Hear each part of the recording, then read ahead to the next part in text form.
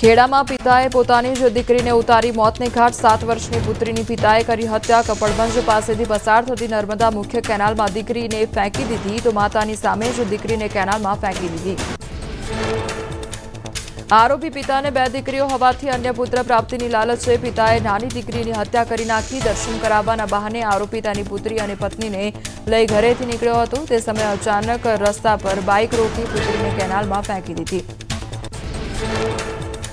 પ્રથમ દીકરીના જન્મ પછી આરોપી પિતાને પુત્ર પ્રાપ્તિની આશા હોવાથી ફરી પુત્રનો જન્મ થયો મનમાં ખાર રાખી બીજી પુત્રીની હત્યા કરી દીધી તો માતાની ફરિયાદના આધારે પોલીસે આરોપી પિતા વિજય સોલંકીની ધરપકડ કરી મહેસાણાના વિસનગરમાંથી મળેલા બંને મૃતદેહ અંગે પોલીસ તપાસમાં થઈ શકે છે મોટો ખુલાસો ઉમતા ગામ નજીક ઝાડીમાંથી મૃતદેહ મળી આવ્યો હતો બંને મૃતદેહોના પીએમ કરી ઓળખવિધિ હાથ ધરવામાં આવી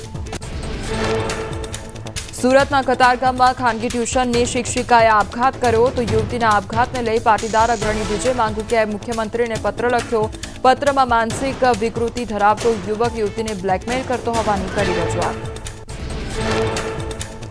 યુવક છેલ્લા 3 વર્ષથી યુવતીને પરેશાન કરતો હતો વિદ્યાર્થીઓને વ્યાજના 20 ચક્રમાં અને દીકરીઓને પ્રેમજાળમાં ફસાવવાના કાવતરાનો પત્રમાં ઉલ્લેખ કરવામાં આવ્યો યુવતીના આપઘાત અને અસામાજિક તત્વો સામે કાર્યવાહીની માંગ